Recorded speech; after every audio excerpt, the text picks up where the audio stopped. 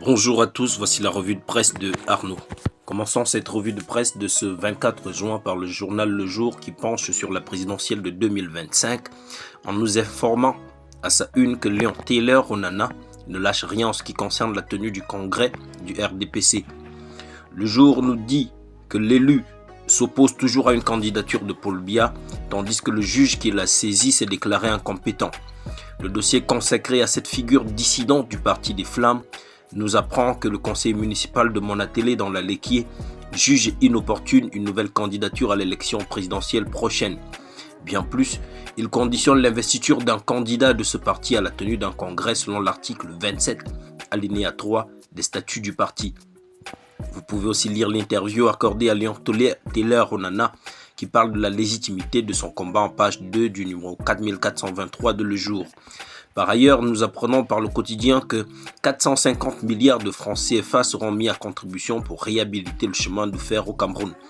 La décision a été prise à l'issue de la 45e session extraordinaire conjointe du Comifère et du CTV présidée le 19 juin dernier par le ministre des Transports. Cette somme permettra de refaire la voie Douala et Yaoundé, mais aussi Belabo et Ngaoundéré. Le Messager, quant à lui, a préféré s'intéresser ce matin à l'affaire Omba Foué et Joseph Ngo et nous parle à ce propos d'un procès kafkaïen car, accusé de déclaration mensongère par le directeur de l'administration des finances, abusivement démis de ses fonctions depuis plus d'un an, le DG de l'Agence de régulation des marchés publics RMP recuse le juge et exige que le jugement soit rendu à sa demande. Ce matin, Mutation nous livre une enquête sur ce qu'être veuve au Cameroun et cette enquête est réalisée à l'occasion de la célébration de la Journée internationale de la veuve. À cette occasion, le quotidien a suivi la professeure Marie-Thérèse Abena Ondoa à Auvent, où la Minprof a choisi d'aller réarmer moralement les veuves.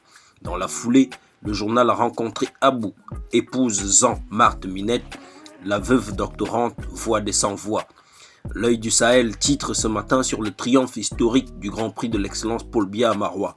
Nous apprenons que, bien plus que ce Grand Prix, le pays organisateur a également gagné en termes d'exhibition culturelle. L'événement sportif, comme on peut le lire en page 8, a drainé du beau monde. 382 000 spectateurs enregistrés en 3 jours au stade Lamido Yaya Daïrou de Maroua, précise l'article.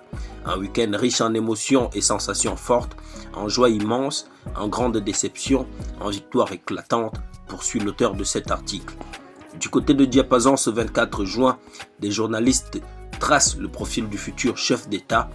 Nous apprenons par ce billet hebdomadaire que la Cameroun New Vision Group convie à constituer un groupe de réflexion pour proposer un pacte citoyen dont le but est de donner des clés de lecture aux citoyens camerounais. Ce groupe composé d'éminents hommes de médias dont la notoriété ne souffre d'aucune constatation comme on peut le lire, d'aucune contestation comme on peut le lire en page 8 est sous la houlette d'Éric Tchindjé. Pour sa part, le quotidien de l'économie constate, pour le déplorer en grande une, que le taux de pauvreté ne cesse de grimper au Cameroun. La preuve avancée en page 3 laisse savoir que le nombre de personnes vivant sous le seuil international de pauvreté a augmenté entre 2013 et 2014. Globalement, le journal nous informe que la situation budgétaire des pays de la CEMAC se détériore selon le baromètre économique des pays de la sous-région publié par la Banque mondiale.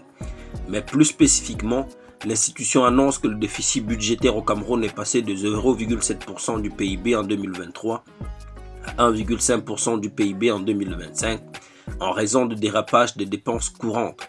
Quant au taux de pauvreté, la Banque mondiale précise une augmentation de 23,3% en raison de la persistance du manque d'emploi. Pour en savoir plus sur l'évaluation de la situation économique du pays, lisez cet article en page 3 sur ikiosque.cm. De son côté, Econews s'intéresse ce matin à l'énergie d'État et nous fait savoir que le septentrion est sous le joug d'un soleil à deux visages. En lisant ce journal, nous apprenons que le Cameroun s'apprête à écrire un nouveau chapitre de sa stratégie d'électrification. Plus encore, le pays compte se doter dès juillet 2025 de 2 nouvelles centrales solaires d'une capacité cumulée de 28,6 MW. Ces centrales seront installées à Maroua, à Guidère et à Guidère dans le septentrion. L'objectif derrière cette offensive solaire impulsée par le chef de l'État étant de garantir un accès universel à l'énergie d'une part et d'autre part d'alléger le fardeau des centrales thermiques gourmandes en gasoil. Mais bien plus, il s'agit plus précisément d'un projet de transition énergétique dont les enjeux peuvent être évalués en page 4 du journal. Retrouvez votre revue de presse sur Afro TV, abonnez-vous, partagez, likez. C'est tout pour la revue de presse de Arnaud de ce 24 juin. Rendez-vous demain, lisez ces différents journaux et bien d'autres sur ekiosque.cm.